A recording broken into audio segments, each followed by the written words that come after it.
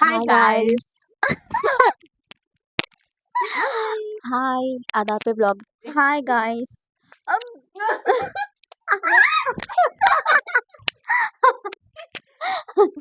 අපි දැන් යන්නේ මොනවද? අපි දැන් කෑම හදන්න. කෑම හදන්න කෑම යනවා. හදන්න.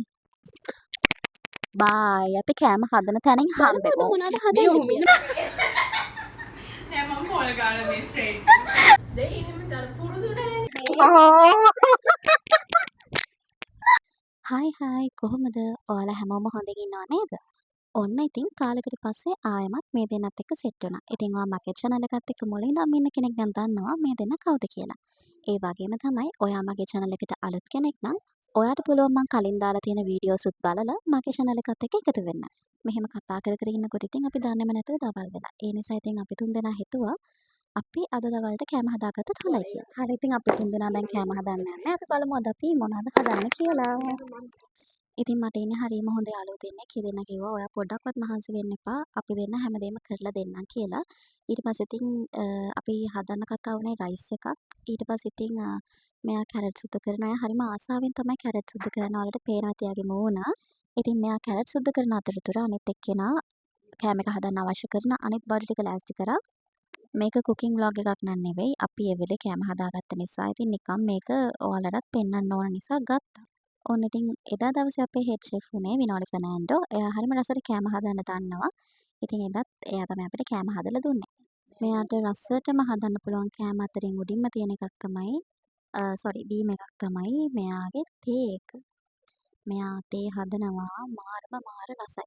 ඉතින් මේකත් ඒ වගේම තමයි ඔයාලට හදනකොටම පේනවා ඇති ඒක හරිම රස පාටයි. ඇත්තටම ඒක මාර රසයි. ඇත්තටම කිව්වොත් ඉතින් මගේ යාළුවන්ට හරිම රහට කෑම හදන්න පුළුවන්. ඉතින් ඒ ගැන මට හරිම සන්තෝසයි.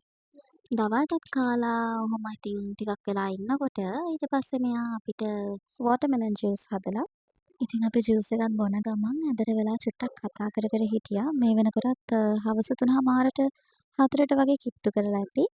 අහස කළු කරලා එළිය හොඳටම හයියෙන් වහිනවා.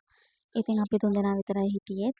අපි ඉතින් මහා හයියෙන් කෑ ගහ hina වෙවි පරණ දේවල් ඔක්කොම මතක් කර කර අපි ඒ කාලේ කරපු ගොන් වැඩයි දැන් කරන විදිහයි ඒ කාලේ හිටපු විදිහයි දැන් ඉන්න විදිහයි ඒ හැමදේම මතක් කර කර ඉතින් අපි තුන්දෙනා මේ විදිහට කතා කර කර හිටියා.